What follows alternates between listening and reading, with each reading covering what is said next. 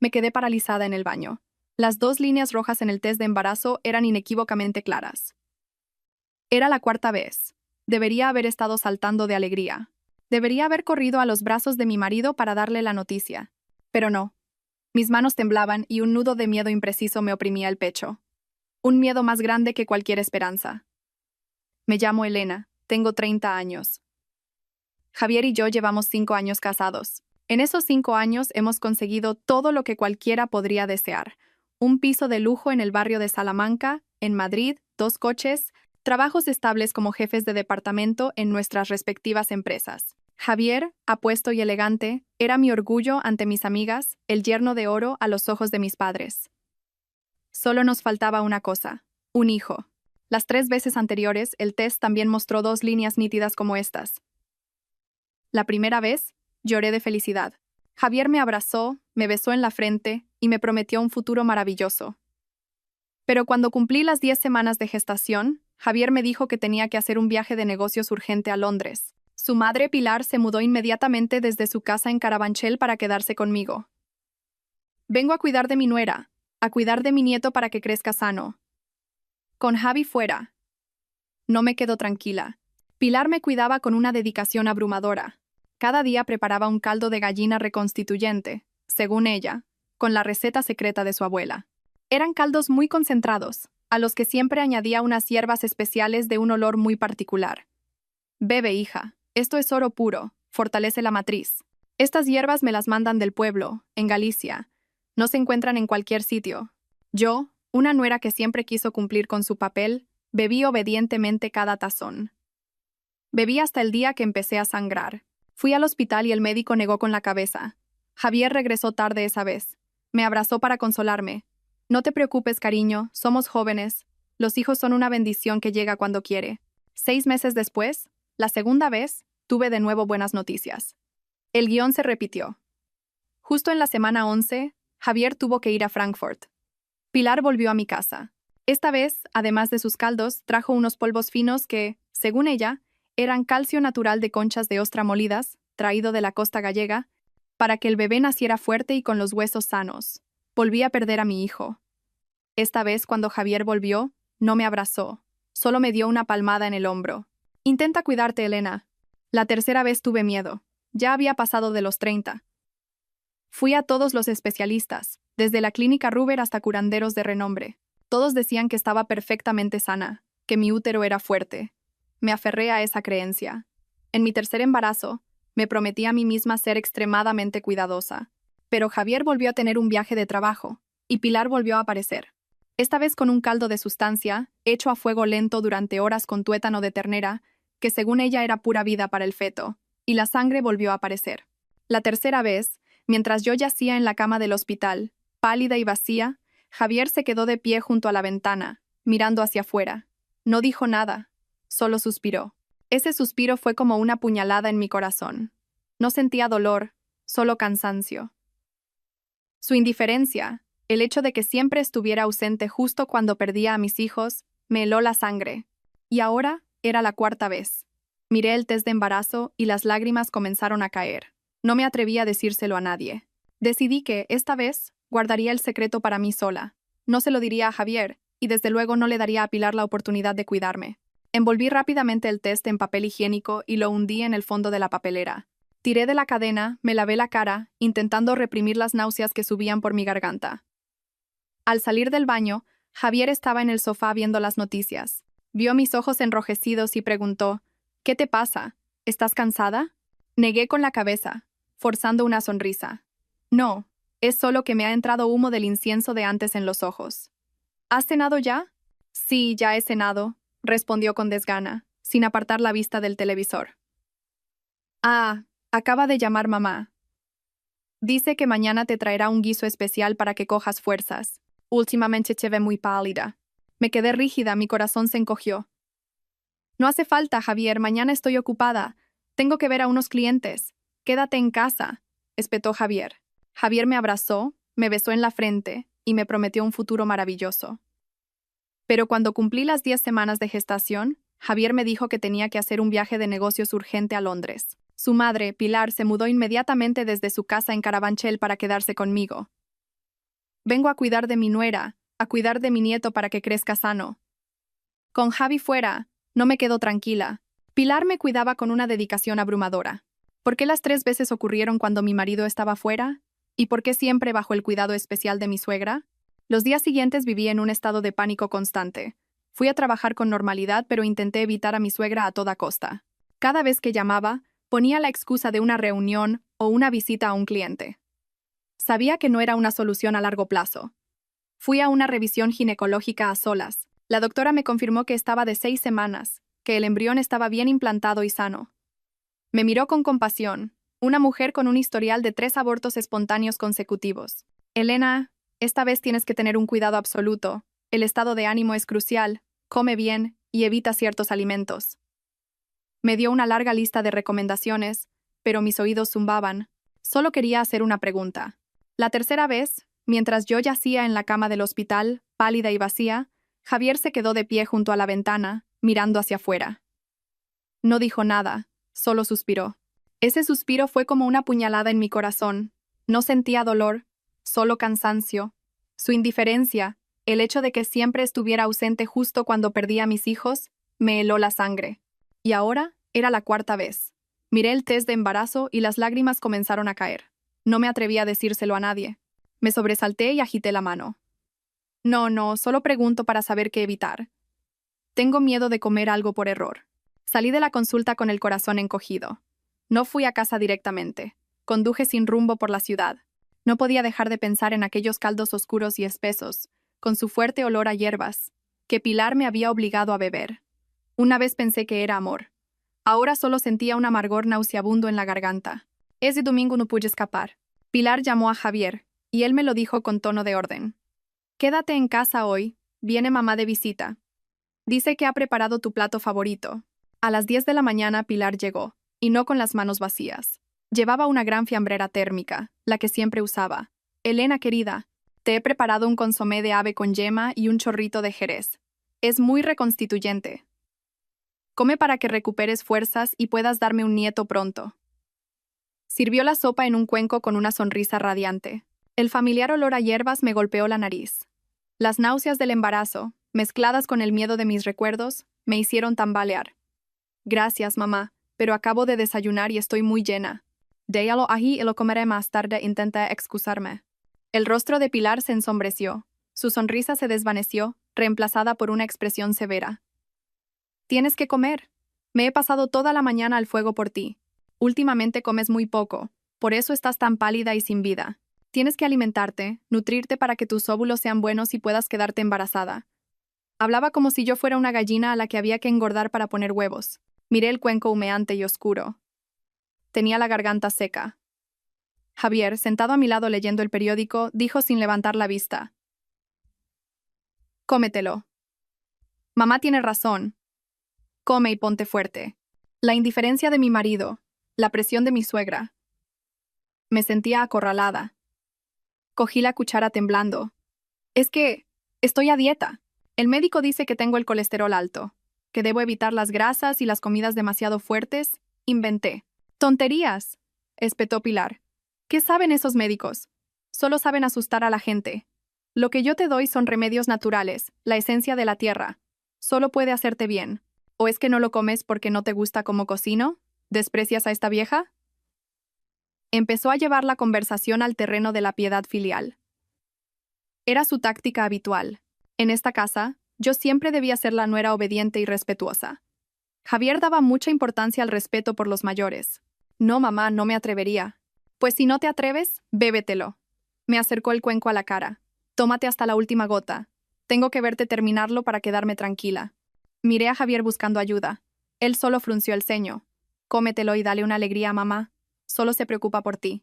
No tenía escapatoria. Cerré los ojos, contuve la respiración y me llevé la primera cucharada a la boca. Un sabor amargo y nauseabundo. El olor de las hierbas era tan intenso que casi vomito. Tragué a la fuerza. Se me llenaron los ojos de lágrimas. No sabía si eran por las náuseas, la humillación o el miedo. Pilar, sentada frente a mí, me observaba sin pestañear. Su mirada no era la de una madre viendo a su nuera tomar algo nutritivo, sino la de un carcelero vigilando a un prisionero. Terminé la sopa. Pilar sonrió, satisfecha. Bien, así me gusta. Si me haces caso y comes bien, seguro que pronto tendremos buenas noticias. En cuanto se fue, corrí al baño y me provoqué el vómito. Lo eché todo, hasta la bilis.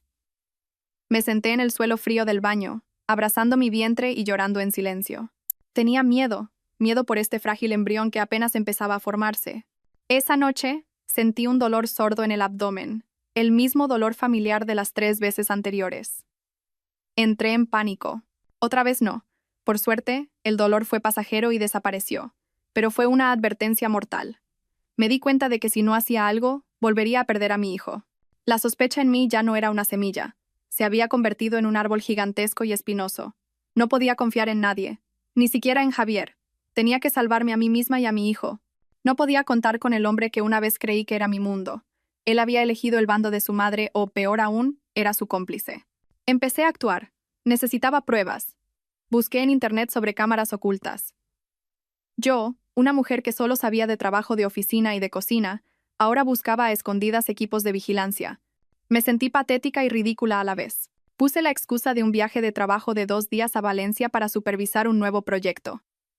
En realidad, conduje hasta una tienda de electrónica en el centro de Madrid. Le dije al joven dependiente que acababa de contratar a una empleada del hogar y quería vigilarla. Elegí 2 cámaras diminutas, una oculta en un reloj de mesa y otra camuflada en un cargador de móvil. Se conectaban por Wi-Fi y transmitían la imagen en directo a mi teléfono. Sosteniendo las 2 cámaras en la mano, sentí un peso enorme en el corazón. Estaba haciendo algo que nunca imaginé. Tenderle una trampa a mi propia suegra en mi propia casa. De vuelta a casa, tuve que esperar el momento oportuno. ¿Dónde instalarlas? Decidí poner una en el salón, camuflada en la estantería de la televisión, con un ángulo que cubría el sofá y la mesa de comedor, el lugar donde Pilar solía obligarme a comer. La otra la coloqué en nuestro dormitorio. No sabía por qué, pero una corazonada me dijo que debía hacerlo. La instalación fue más difícil de lo que pensé. Me temblaban tanto las manos que casi rompo el reloj. Tuve que ajustar el ángulo, esconder los cables y asegurarme de que funcionaba. Hice todo a toda prisa y con un miedo atroz, aprovechando que Javier había salido a jugar al pádel con sus amigos. Cuando terminé, me dejé caer en la cama, sin aliento. Había convertido mi hogar en una trampa. A partir de ahora, viviría como una actriz, alerta a cada palabra, a cada gesto. Los días siguientes fingí que no pasaba nada. Fui a trabajar, seguí pareciendo cansada y pálida. Y entonces ocurrió lo que esperaba. Javier anunció que ese fin de semana tenía que volar a Barcelona para una reunión de última hora. Hay un problema con el proyecto de allí. Seguramente estaré fuera 3 o 4 días. Mi corazón dio un vuelco. Otra vez un viaje de última hora. Otra vez en un momento delicado. Estaba en la 9ª semana de embarazo. Intenté parecer tranquila. Claro, cariño, ve con cuidado. El trabajo es importante. ¿Estarás bien sola en casa? ¿O llamo a mamá para que se quede contigo?, dijo Javier con la vista fija en su portátil. Era la misma frase que había oído las 3 veces anteriores. Me estremecí. No hace falta. Ya soy mayorcita. Que venga mamá es una molestia para ella. Solo se preocupa por ti. La llamo. Quédate en casa y que te cocine algo. Estás muy delgada últimamente. Javier no me dejó negarme. Cogió el teléfono y llamó a Pilar en ese mismo instante. Mamá, soy Abby. Este fin de semana me voy a Barcelona. ¿Te importaría quedarte en casa con Elena unos días? No me quedo tranquilo si está sola. Sí.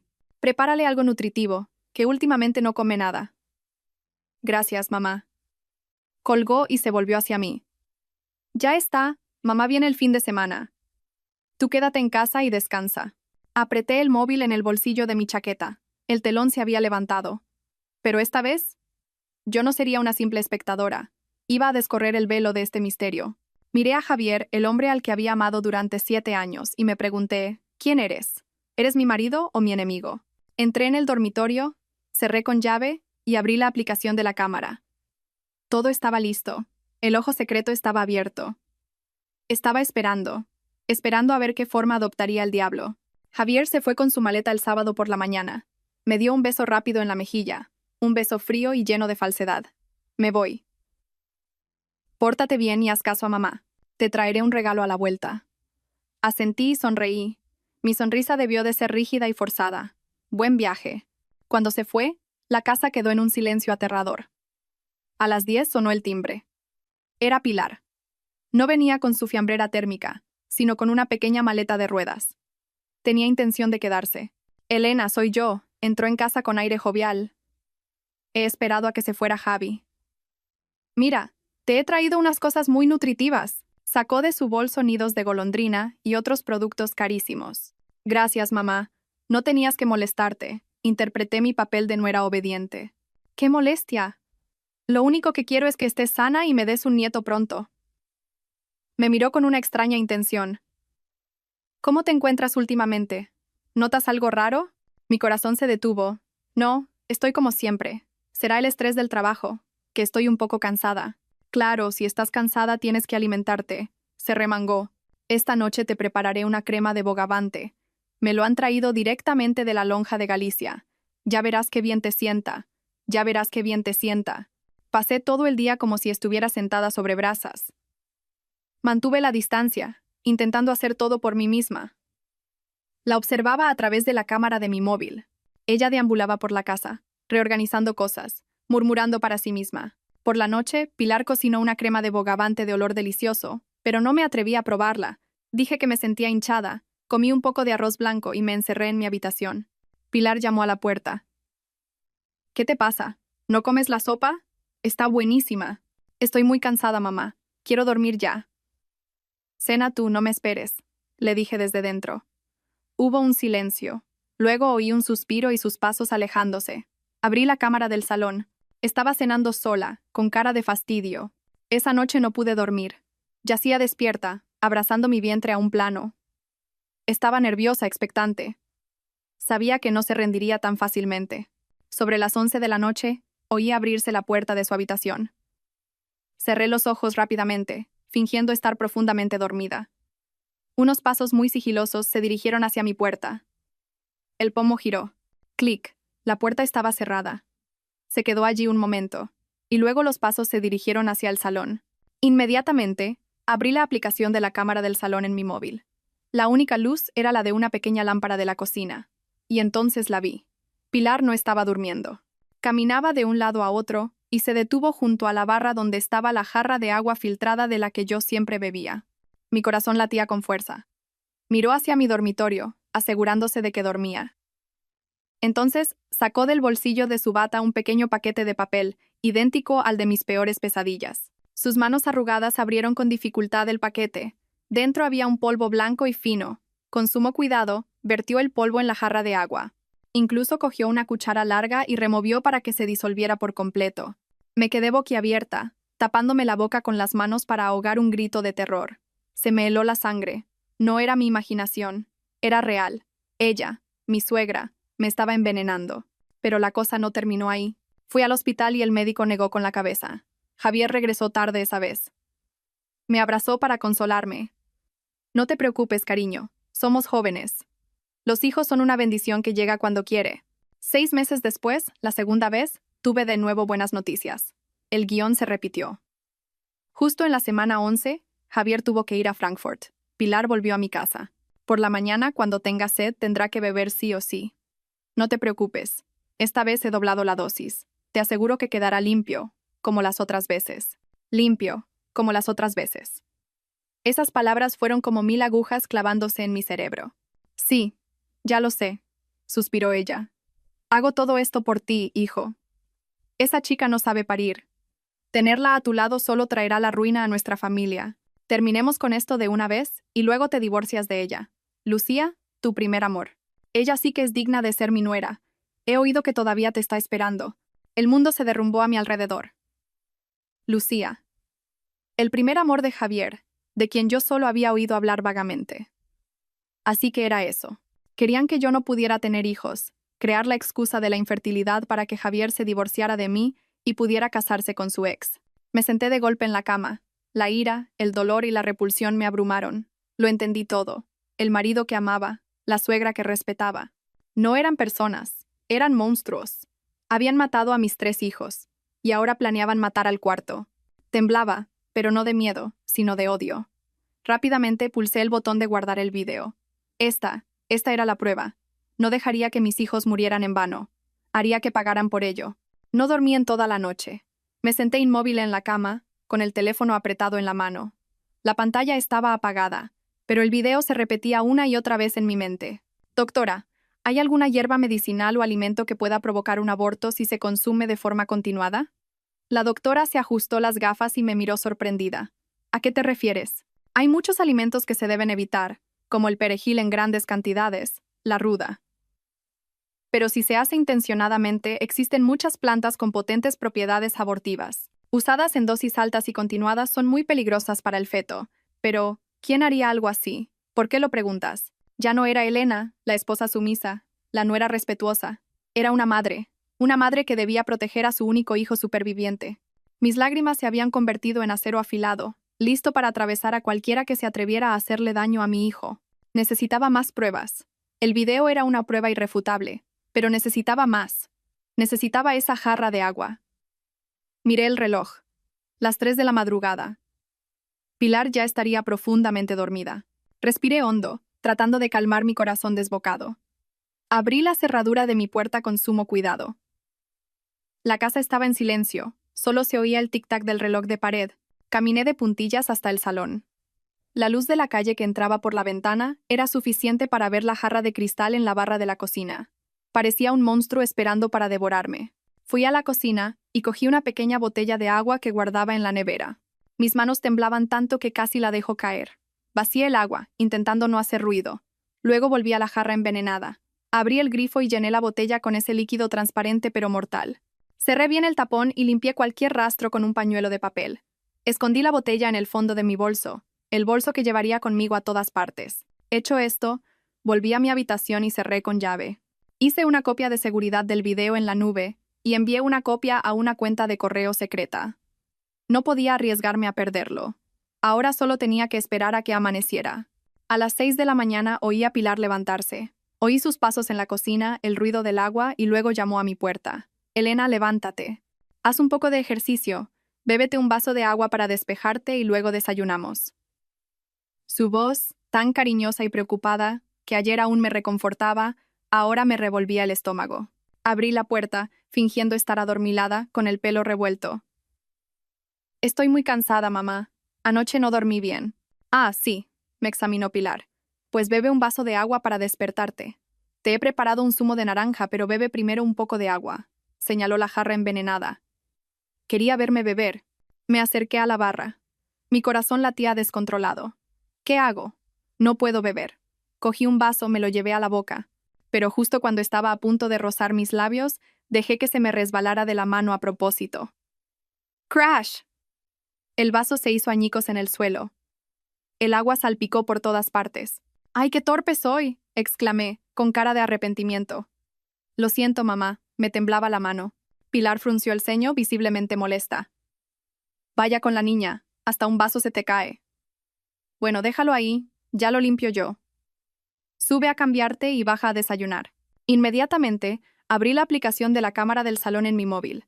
La única luz era la de una pequeña lámpara de la cocina. Y entonces la vi. Pilar no estaba durmiendo. Caminaba de un lado a otro y se detuvo junto a la barra donde estaba la jarra de agua filtrada de la que yo siempre bebía. Mi corazón latía con fuerza. Miró hacia mi dormitorio asegurándose de que dormía.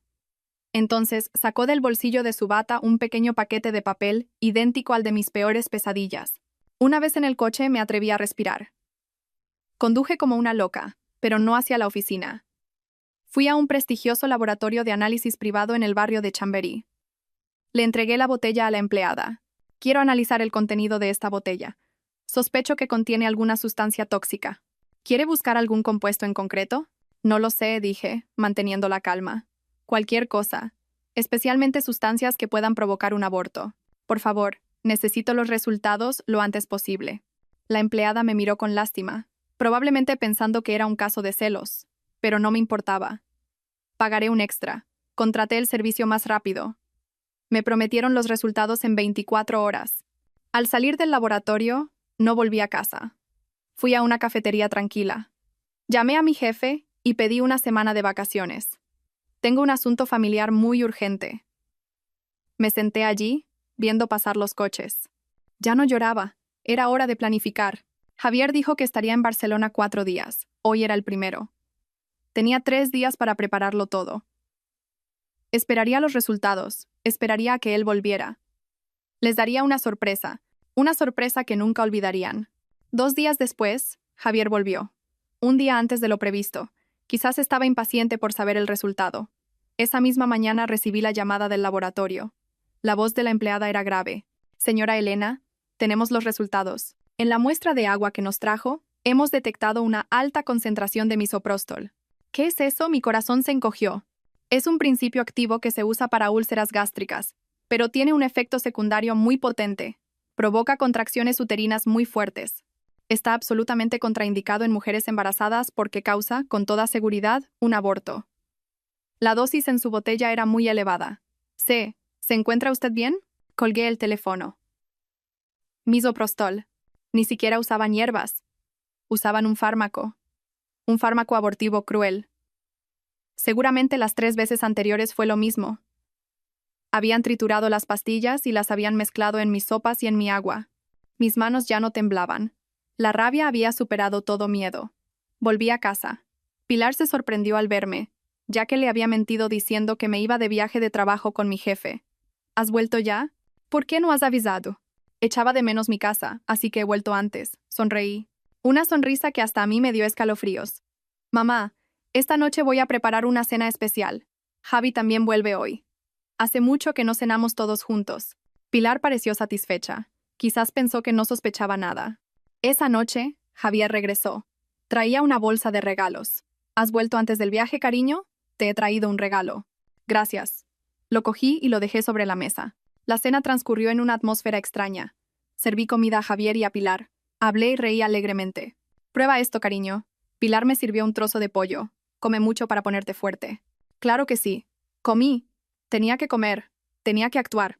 Después de cenar, mientras los 3 estábamos en el salón tomando un té, dije: tengo algo muy interesante que enseñaros.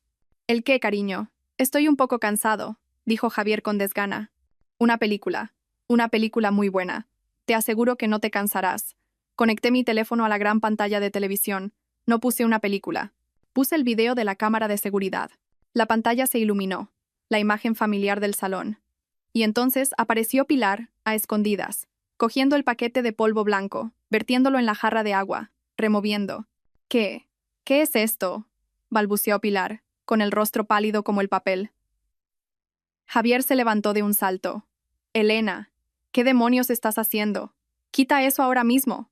¿Por qué quitarlo? Si ahora viene lo mejor. Pulsé el play y el audio de la llamada telefónica resonó, nítido, en la silenciosa habitación. Ya está dormida. Le he puesto el polvo en la jarra de agua. Esta vez he doblado la dosis, te aseguro que quedará limpio, como las otras veces. Y entonces, la voz de Javier, la voz que una vez amé. Vale, mamá, adelante. Para, gritó Pilar, abalanzándose para quitarme el mando. Retrocedí. ¿Parar? ¿Por qué? Mamá, explícamelo. ¿Qué significa limpio? ¿Como las otras veces? ¿Significa las 3 veces que perdí a mis hijos? ¿Qué era ese polvo blanco? ¿El remedio que siempre me dabas? Pilar, temblando, me señaló con el dedo. Tú, ¿te atreves a ponerme una cámara? Desvergonzada, me has tendido una trampa. ¿Una trampa? Reí, y las lágrimas brotaron. Fuiste tú la que caíste en ella. Si no hubieras hecho nada, no tendría nada que grabar. Me volví hacia Javier. Él estaba paralizado, sin una gota de sangre en la cara. Y tú, habla, explícate. ¿Qué significa vale, mamá? Adelante. Lo sabías todo, ¿verdad? Eras cómplice de tu madre. Vosotros matasteis a mis 3 hijos y estabais intentando matar al cuarto, grité. Ya no podía contenerme más. Elena, cálmate. Es un malentendido. Todo es un malentendido, tartamudeó Javier intentando acercarse. ¿Un malentendido? Le arrojé a la cara el informe del laboratorio. Lee esto. Misoprostol, un fármaco abortivo. Me habéis estado envenenando con esto. ¿Sabes lo que eres? Eres un asesino. Javier miró el informe y se derrumbó. Sabía que no podía negarlo. Pilar, al ver que era inútil, cambió de táctica. Se arrodilló en el suelo, llorando y abrazándose a mis piernas. Elena, perdóname. Estaba confundida. Solo quería lo mejor para Javi.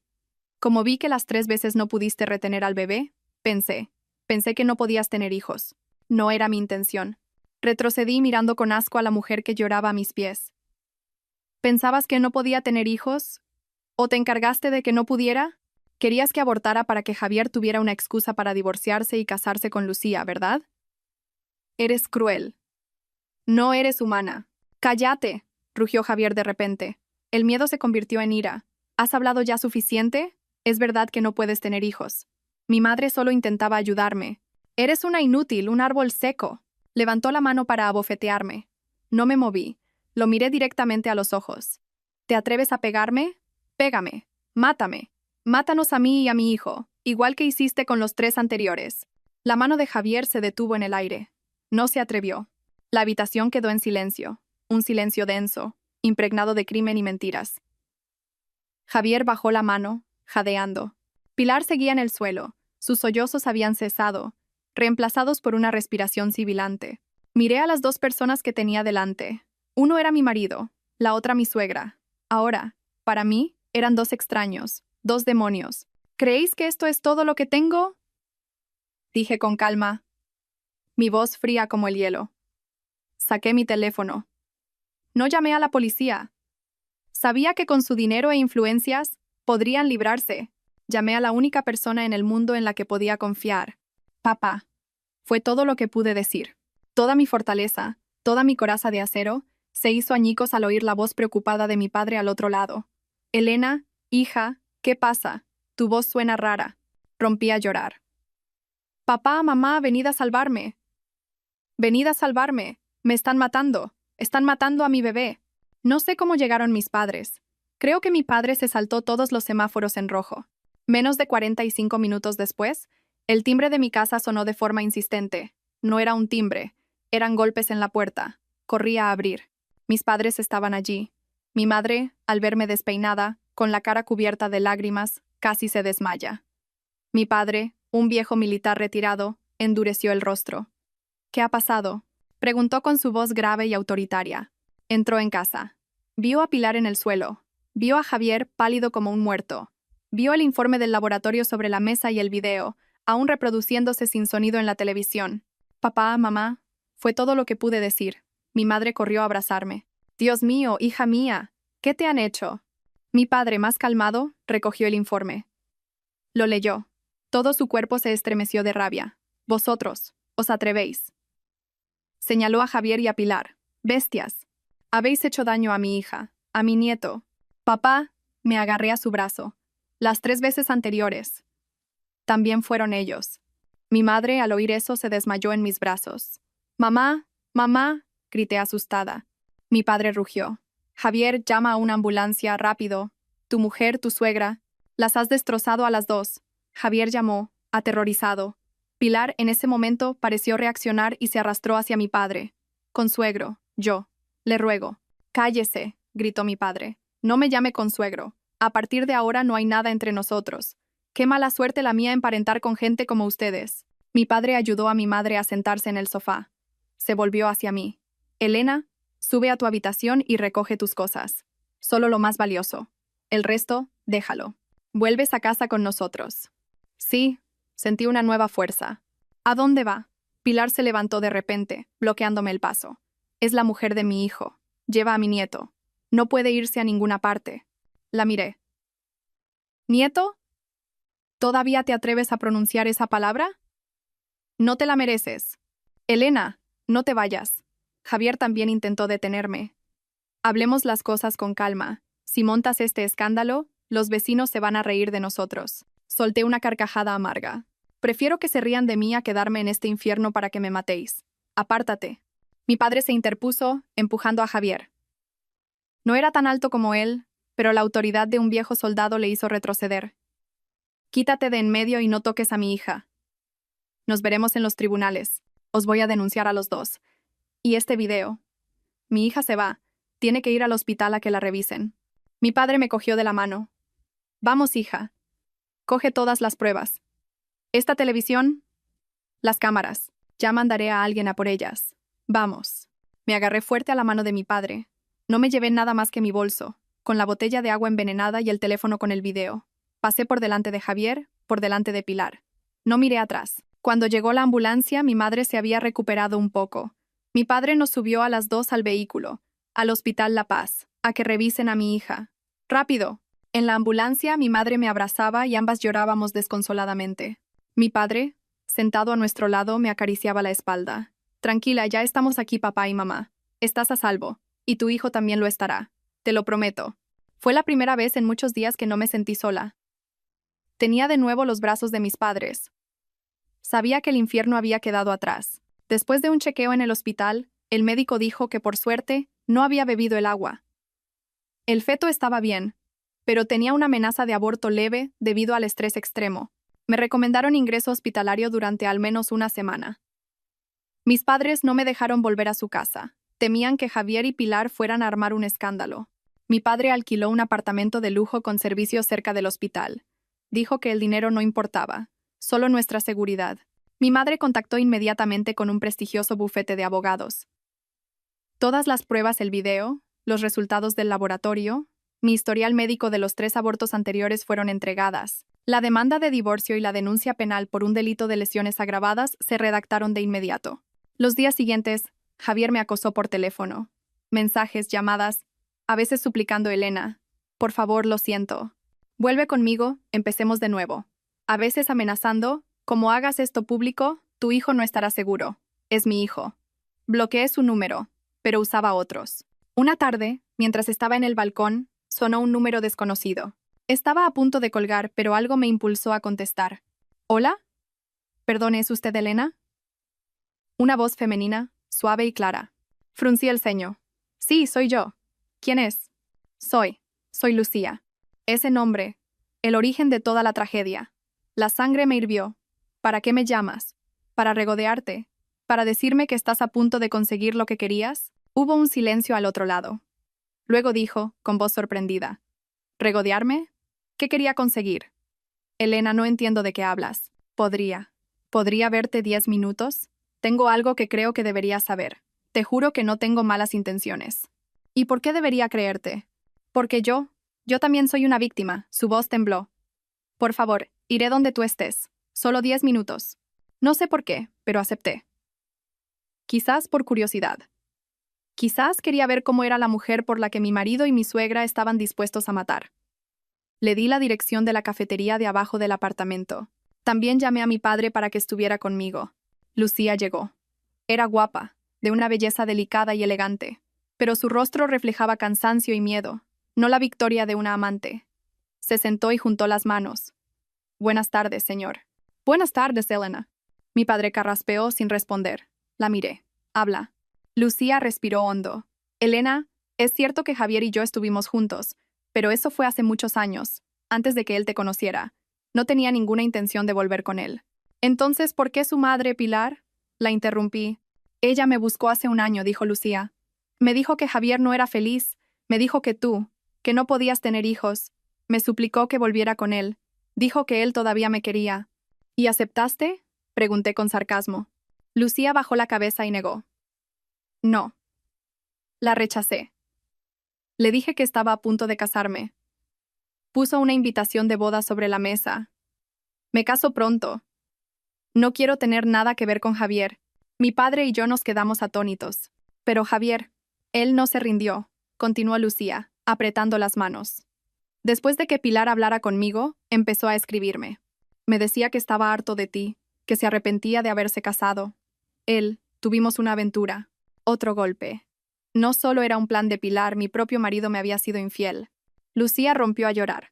Cometí un error, fui débil, pero duró muy poco. Me di cuenta de que era una persona horrible, un mentiroso y un egoísta. Rompí con él por completo, pero no me dejaba en paz. Me acosaba constantemente, y Pilar, ella era aún peor. ¿A qué te refieres?, preguntó mi padre. Lucía sacó un USB de su bolso. Pilar quería convencerme de que Javier iba a ser libre pronto. Ella grabó una conversación con él sobre el plan para hacerte abortar. Me la envió para demostrarme que iban en serio. Me aterroricé. No sabía que se atreverían a hacerlo de verdad. No me atreví a decírselo a nadie. Empujó el USB hacia mí, hasta que hoy he leído en un periódico digital sobre un caso de divorcio en el que se acusaba a una suegra de envenenar a su nuera. Supe que eras tú. No podía seguir callada. Siento asco por ellos. Mira el USB. ¿Por qué me das esto? Lucía levantó la vista, con los ojos llenos de lágrimas. Porque también soy mujer. Pronto seré esposa y espero ser madre. No puedo permitir que se haga daño a una madre y a un niño inocente. Entonces, ¿por qué su madre, Pilar? La interrumpí. Ella me buscó hace un año, dijo Lucía. Me dijo que Javier no era feliz. Me dijo que no podías tener hijos. Me suplicó que volviera con él. Dijo que él todavía me quería. ¿Y aceptaste? Pregunté con sarcasmo. Lucía bajó la cabeza y negó. No. La rechacé. Le dije que estaba a punto de casarme. Puso una invitación de boda sobre la mesa. Me caso pronto. No quiero tener nada que ver con Javier. Fue a puerta cerrada, a petición de mi abogada, para protegerme a mí y al bebé que crecía en mi vientre. Pero ni siquiera la privacidad pudo ocultar la gravedad del crimen. Entré en la sala con mi vientre ya prominente bajo un vestido premamá. Estaba de 7 meses. Mi padre me llevaba del brazo, mi madre nos seguía de cerca. Al verme, Javier, sentado en el banquillo de los acusados, se sobresaltó. Quizás no esperaba que hubiera conseguido llevar el embarazo a término. En sus ojos brilló algo, no alegría, sino pánico. A su lado estaba Pilar. Estaba demacrada, envejecida, con el pelo completamente blanco. No quedaba nada de la imponente matriarca de una familia acomodada. Mantenía la cabeza gacha, con las manos entrelazadas y temblorosas. El juicio comenzó. Mi abogada, una mujer de acero, presentó las pruebas una por una. Primero, el vídeo de la cámara oculta. La sala enmudeció. Solo se oían las voces de madre e hijo. La voz de Pilar susurrando: «Esta vez he doblado la dosis, quedará limpio como las otras veces». La respuesta de Javier: «Vale, mamá, adelante». El juez, un hombre de la edad de mi padre, frunció el ceño. Luego, los resultados del análisis del agua. El nombre misoprostol se leyó alto y claro. Mi abogada explicó sus efectos. Un fármaco prohibido para embarazadas. Un fármaco para abortar. Pilar empezó a llorar. Yo no sabía. Estaba confundida. Solo quería que mi hijo tuviera descendencia. No sabía que era veneno. El abogado de Javier se levantó rápidamente, intentando echarle toda la culpa a ella. Mi cliente fue totalmente manipulado. Su madre lo incitó. Él pensaba que eran remedios para fortalecer el embarazo. No conocía la trama. Él también es una víctima. ¿Una víctima? Mi abogada sonrió con desdén. Levantó el USB que Lucía me había dado. Si es una víctima, entonces, ¿qué es esto? La sala volvió a quedar en silencio mientras mi abogada presentaba los mensajes de WhatsApp entre Javier y Lucía. Mensajes apasionados, promesas. Espera un poco, mi mujer es estéril. Pronto me desharé de ella. El rostro de Javier perdió todo color.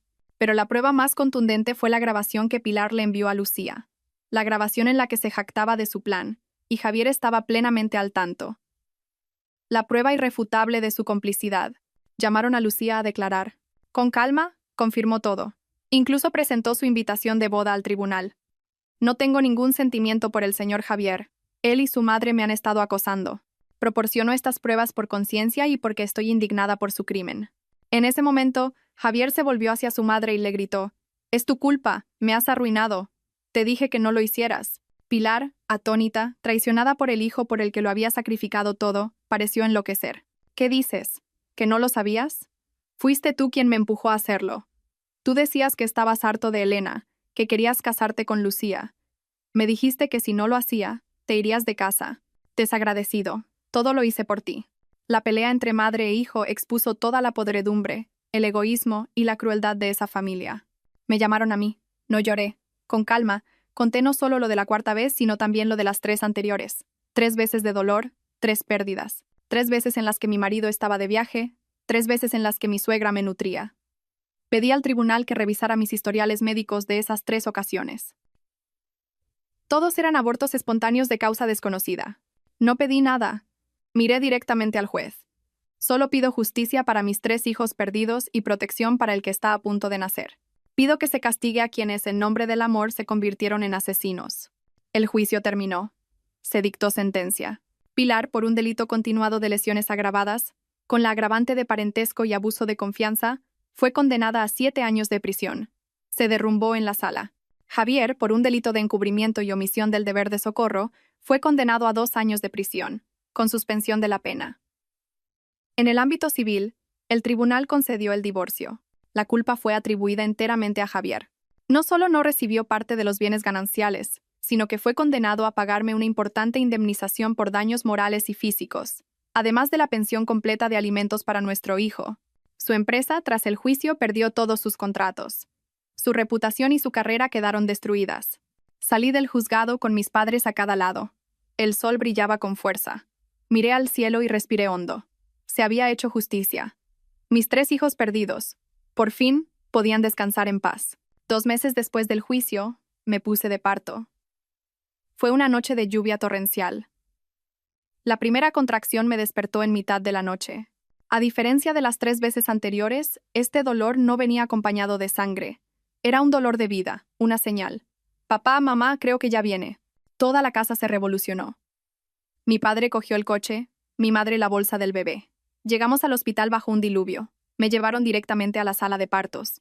El dolor se intensificaba. Estaba empapada en sudor. Me mordí los labios intentando no gritar.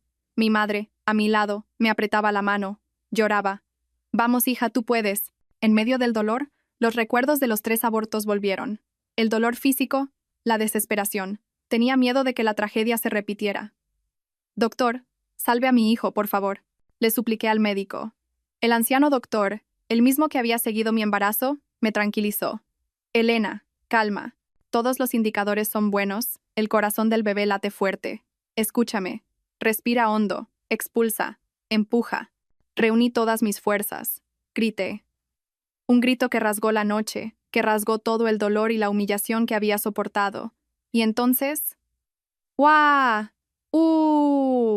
El llanto de un bebé.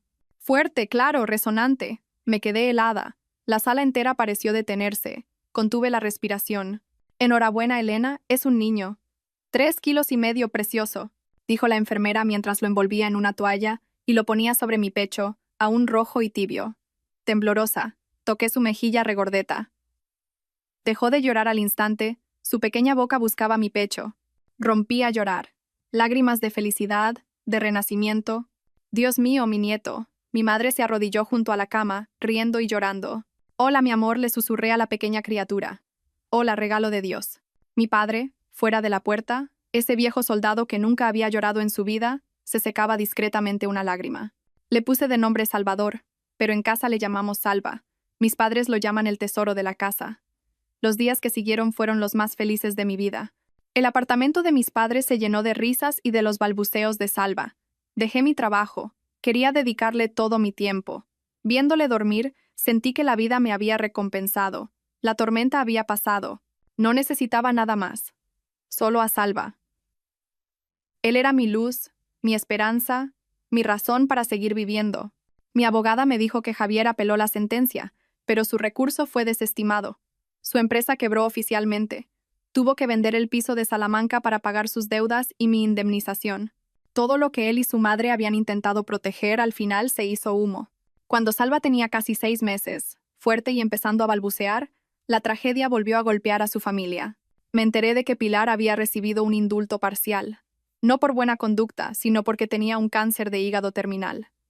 Su sentencia de 7 años ya no significaba nada. La enviaron a casa a morir. Me lo contó mi abogada, quien también me advirtió que Javier, tras la quiebra, había empezado a acosarme de nuevo, enviando mensajes frenéticos diciendo que Salva era su hijo y que tenía derecho a verlo, amenazando con secuestrarlo. Mi padre tuvo que contratar seguridad en el portal de casa. Y entonces, una tarde de lluvia, Pilar apareció. Estaba acunando a Salva cuando mi madre entró corriendo en la habitación. Elena. Ella. Está en la puerta. El corazón se me encogió. Le di a Salva a mi madre. Mételo en la habitación, cierra con llave y no salgas. Respiré hondo y fui a la puerta. Miré por la mirilla. Era Pilar, pero irreconocible. Iba en silla de ruedas, empujada por una mujer. Estaba en los huesos, la piel amarillenta, la cabeza calva por la quimioterapia.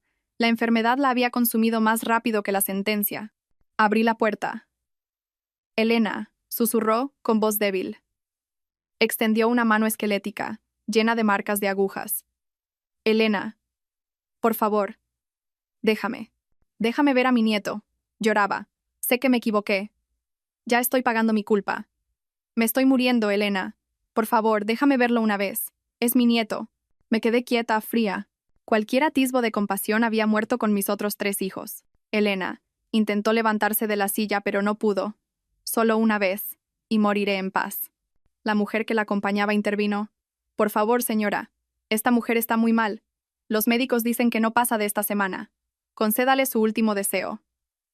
Al fin y al cabo, es su nieto. La miré. El dolor de mis pérdidas volvió con fuerza. La imagen de ella echando el polvo en el agua. Su voz, limpio como las otras veces. Yo también era madre, y precisamente por ser madre, no podía perdonar.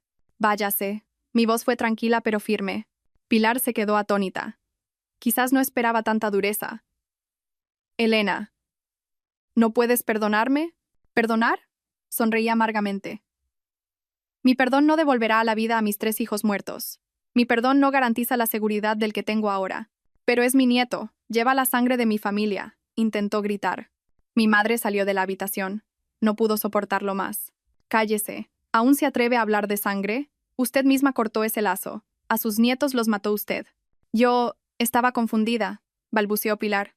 Levanté la mano para detener a mi madre. Miré directamente a la mujer que una vez fue mi suegra. Pilar, escúcheme bien, dije, palabra por palabra. Mi hijo se llama Salvador García. Lleva mi apellido, García. No tiene nada que ver con su familia. Y no tiene ninguna abuela llamada Pilar. Su abuela murió el día que echó veneno en mi agua.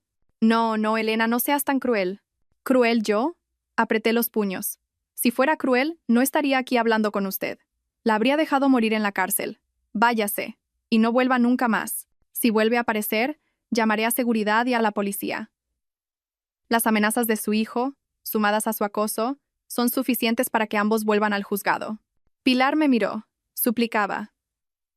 Luego desesperación. Y finalmente, odio. Supo que no bromeaba. Me di la vuelta para cerrar la puerta. Elena, te arrepentirás. Me has robado a mi nieto. No escuché más. Cerré la puerta de golpe. Cerré la puerta al pasado. Cerré la puerta a todo el rencor. Sus llantos y maldiciones aún se oían, pero ya no me importaba. Me apoyé en la puerta, jadeando. Mi madre me abrazó. Has hecho bien, hija. Tenía que ser así. Corrí a mi habitación. Salva se había despertado por el ruido y estaba a punto de llorar. Lo cogí en brazos. Tranquilo, mi amor. Mamá está aquí. Besé su frente, que olía a leche. Mamá te protegerá, cueste lo que cueste. Dije no. Un no rotundo. Porque sabía que mi perdón y mi compasión, si los depositaba en el lugar equivocado, serían el arma que mataría a mi hijo una vez más. El pasado debía permanecer enterrado, y nunca permitiría que ningún demonio del pasado tocara a mi ángel. Una mañana, mientras tendía los pañales de Salva en el balcón, mi padre recibió una llamada. Su rostro se puso serio, me miró y dijo lentamente: Elena. Besé su frente, que olía a leche. Mamá te protegerá, cueste lo que cueste. Dije no, un no rotundo, porque sabía que mi perdón y mi compasión, si los depositaba en el lugar equivocado, serían el arma que mataría a mi hijo una vez más. El pasado debía permanecer enterrado, y nunca permitiría que ningún demonio del pasado tocara a mi ángel. Una mañana, mientras tendía los pañales de Salva en el balcón, mi padre recibió una llamada. Su rostro se puso serio, me miró y dijo lentamente: Elena, el hombre que fue mi mundo, que me traicionó, que fue cómplice en la muerte de mis hijos, había elegido ese final. No sentí dolor, ni alegría. Sentí un vacío, quizás un poco de lástima por un cobarde, de principio a fin. Cobarde al obedecer a su madre, cobarde al engañar a su mujer, cobarde al huir de su responsabilidad con la muerte. Preguntan, mi padre dudó. Preguntan si irás a identificar el cuerpo y a encargarte del funeral. Negué con la cabeza al instante. No, papá, no iré. No tengo nada que ver con él. Por favor, diles que contacten con algún otro familiar que tenga. No quiero saber nada. Mi padre asintió. Lo entiendo. Yo me encargo. La vida siguió. Los balbuceos de Salva, el olor a leche y pañales llenaban mis días. Pero unos días después, un agente de policía vino a casa. No para investigar, sino para entregar sus efectos personales. La familia del señor Javier no tiene a nadie más. La madre está gravemente enferma. Solo queda usted. Encontramos esto en la escena. Puso sobre la mesa una pequeña caja de cartón. Dentro había una cartera vieja, un móvil barato con la pantalla rota y un cuaderno de tapas gastadas. No quería tocarlo. Pero después de que la gente se fuera, algo me impulsó a abrir el cuaderno. Era el diario de Javier. Empezó a escribir después del juicio. Letra torcida, llena de tachones. La primera página decía: lo he perdido todo. Elena ha ganado. Mamá tenía razón, es mi culpa. Por débil, por codicioso. Pasé las páginas. No eran palabras de arrepentimiento por haberme hecho daño, sino de autocompasión. Se quejaba de haber perdido la empresa, la casa, el honor. Maldecía a Lucía por haberle traicionado. Las mujeres sois todas unas víboras, escribió. Sonreí con amargura. Ni siquiera al final reconocía su error. Pero hacia el final, el tono cambió. Empezó a escribir sobre el pasado, sobre el día que me conoció, sobre nuestra boda. ¿Me equivoqué desde el principio?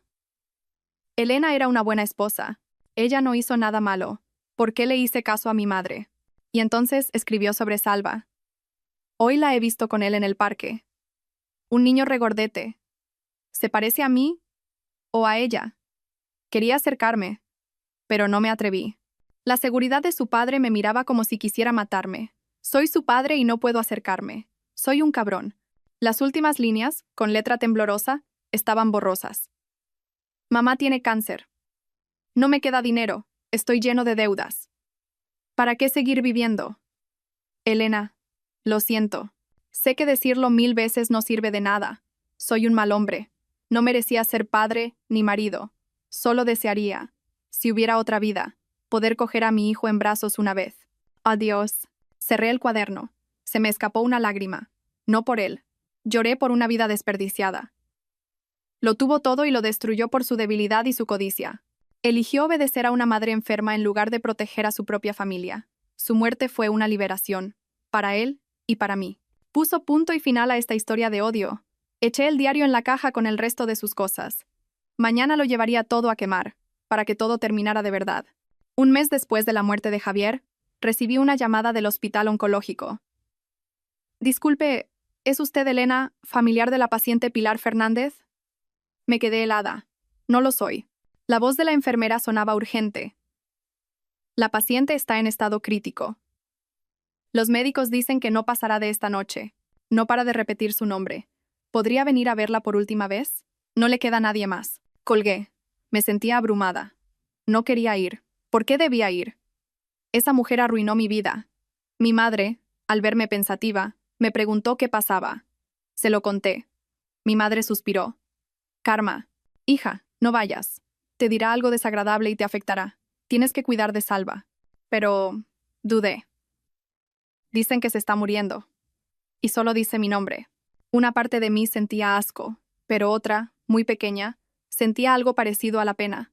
No por ella, sino por un ser humano que, al borde de la muerte, estaba tan solo. Voy un momento, decidí. No voy por ella. Voy por mí. Quiero ver el final. Cerrar esta puerta para siempre y no tener remordimientos. Mi madre no insistió. Ve, pero prométeme que, pase lo que pase, mantendrás la calma. Llegué al hospital, el olor a desinfectante, a enfermedad y a muerte. Pilar estaba en una habitación compartida, en una cama de hierro en un rincón. Apenas la reconocí. Era un esqueleto cubierto de piel amarillenta. El monitor de constantes vitales emitía un pitido débil y constante. Me acerqué. Pareció sentir mi presencia y abrió los ojos, turbios y sin vida. Al reconocerme, un brillo apareció en ellos. Intentó moverse, hablar. Elena. Su voz era un susurro seco. Me quedé quieta. Fui muy mala, ¿verdad, hija? No respondí.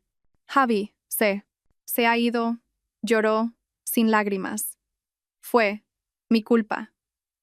Yo maté a mi hijo. Estaba confesando, no a mí, sino a sí misma. Estaba obsesionada con tener un nieto. Celosa de ti. Porque Javi te quería. Y se olvidaba de mí. Así que era eso. No solo el nieto. Eran los celos egoístas de una madre que no quería compartir a su hijo. Empezó a convulsionar. Una enfermera corrió a atenderla. Viéndola luchar contra la muerte, todo mi odio se desvaneció. Ya no sentía rabia, solo lástima. Me incliné y le susurré al oído. Ya pasó todo. Váyase en paz. Me miró con los ojos muy abiertos. Quizás no esperaba eso. Váyase en paz, repetí. Las deudas de esta vida están saldadas. Váyase tranquila. Lo dije, no para perdonarla, sino para liberarme a mí misma. No quería cargar con ese odio ni un día más. Me di la vuelta para irme. No quería presenciar el final. Justo al salir, la enfermera me llamó. Señora Elena, espere. No, no cierra los ojos. Sigue susurrando. Nieto, nieto. Me detuve. ¿Quería ver a Salva? Era imposible. No llevaría a mi hijo a ese lugar. Pero ella no moría. Esperaba.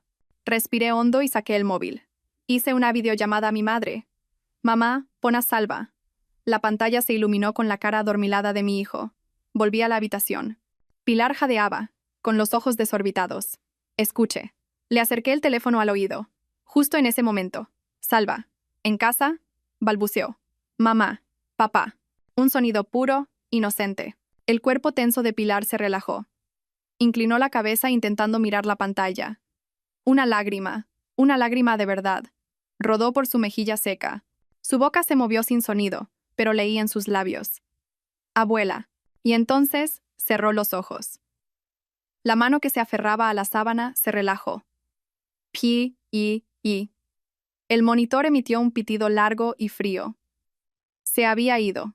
Apagué el teléfono y salí del hospital. El viento de la noche era helado, pero me sentí ligera. Le había dado lo que anhelaba. Fue mi último acto de compasión. A partir de ese momento, supe que todo el rencor había sido enterrado para siempre. La vida de mi hijo y la mía volvieron a la calma. Salva crecía a pasos agigantados. Empezó a buscar un trabajo desde casa para poder cuidarlo. Una mañana, recibí un paquete de un bufete de abogados que no conocía. Dentro había una carta y una vieja caja de brocado rojo. El abogado explicaba que era el albacea del testamento del señor Carlos Vidal, el padre de Javier. Me quedé atónita. Nunca supe nada de él. La carta explicaba que el señor Vidal y Pilar se habían separado cuando Javier era un niño. Era un antiguo profesor, un hombre bueno que no soportó el carácter de Pilar y se marchó. Nunca contactó con ella, pero siempre pagó en secreto la educación de Javier. Falleció hacía 2 años por una enfermedad. En su testamento dejaba sus ahorros y un regalo para mi primer nieto. He vivido solo toda mi vida. Mi único anhelo era tener un nieto en brazos. Temblorosa, abrí la caja. Dentro había una esclava de oro macizo, de las tradicionales, bellamente grabada. El regalo que un abuelo preparó para el nieto que nunca conoció. Mi corazón se encogió. En esa familia podrida, había habido una buena persona. El abogado escribió que, además de la esclava, el señor Vidal dejaba una cuenta de ahorros con 10.000 euros. Como Javier había fallecido, Salva era el único heredero legal. Me quedé pensativa. Mis padres dijeron que lo aceptara, que era una bendición de su abuelo. Acepté la esclava de oro, era un recuerdo. Pero el dinero, esa noche llamé al abogado. Acepto la esclava en nombre de mi hijo. Pero el dinero, por favor, dónelo en nombre del señor Carlos Vidal a un orfanato o a una fundación de ayuda a la infancia. Mi hijo y yo construiremos nuestra propia vida. El abogado guardó silencio un momento. Entiendo. Respeto su decisión, señora Elena. Es usted una mujer admirable. Colgué. Miré la esclava en mi mano y luego a mi hijo dormido. Sonreí. Había aceptado el único vínculo familiar bueno que quedaba, pero había rechazado cualquier lazo material. Mi hijo y yo saldríamos adelante por nuestros propios medios. El pasado, por fin, estaba cerrado. El tiempo pasó. 3 años. Las heridas se habían curado. Hoy era un día especial. Salva cumplía 3 años y era su primer día de colegio.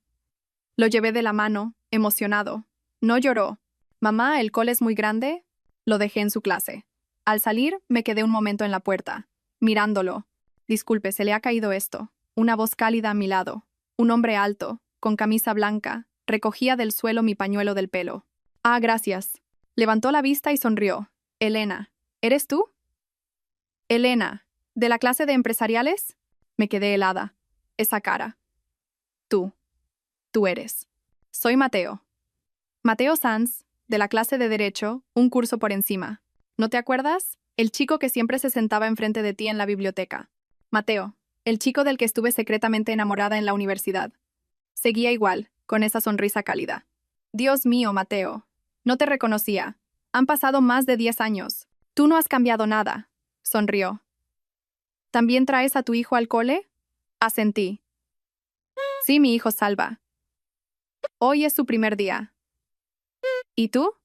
Yo también. Su sonrisa se tiñó de una leve tristeza. Traigo a mi hija. En ese momento, una niña preciosa, como una muñeca, salió corriendo. Papá, te has olvidado mi mochila. Soy padre soltero, me explicó con algo de vergüenza.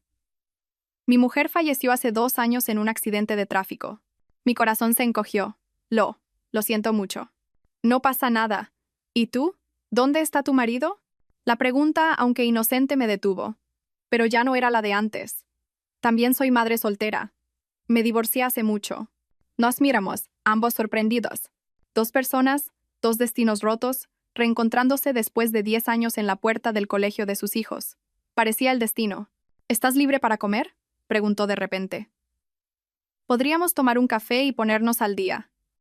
Dudé un segundo, pero asentí. Ese mediodía nos sentamos en una cafetería. Hablamos de trabajo, de los niños.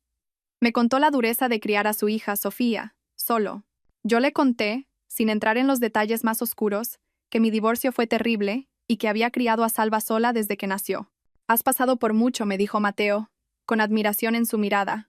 Encontramos en el otro la sintonía de 2 almas que habían atravesado la tormenta. Los días siguientes nos vimos más, todas las mañanas en la puerta del colegio. Los niños se hicieron amigos inseparables. Los fines de semana, a veces nos invitaba al parque. Los 4, él, yo, Salva y Sofía, parecíamos una familia de verdad. Mateo me cuidaba con una delicadeza y una sinceridad que me desarmaban. Mis padres, al principio recelosos, terminaron por aceptarlo. Ese chico es decente, sentenció mi padre. Una noche mientras me llevaba a casa me cogió la mano. Elena, sé que has sufrido mucho. No quiero presionarte, pero quiero que sepas que te quiero. Quiero tu fuerza, tu bondad. Quiero ser el hombre que os proteja a ti y a Salva. ¿Me darías una oportunidad? Lo miré. Sus ojos eran tan sinceros que mi corazón se derritió. Asentí en silencio. Él sonrió y, en lugar de besarme, levantó mi mano y depositó en ella un beso suave y respetuoso. Gracias. Supe que la felicidad, de verdad, había vuelto a nacer. Nuestra relación floreció de forma natural y cálida. Mateo nunca me preguntó por mi pasado. Él era un padre maravilloso, no solo para Sofía, sino también para Salva. Le enseñó a jugar al fútbol, lo llevaba a hombros en el zoo. Fue el primer hombre que le enseñó a mi hijo lo que era el amor de un padre. Un día, oí a Salva y a Mateo jugando en el salón. Después de un rato, mi hijo preguntó con timidez: Mateo, ¿puedo llamarte papá? Me quedé paralizada en la cocina. El corazón me latía con fuerza. Hubo un silencio. Y entonces oí la voz de Mateo, temblorosa de emoción. Claro que sí, hijo. Dilo otra vez que te oiga. Papá, gritó Salva, feliz. Aquí estoy, rió Mateo. Aquí está papá. Oí cómo se abrazaban. Me apoyé en la pared y las lágrimas corrieron por mis mejillas. Lágrimas de pura felicidad.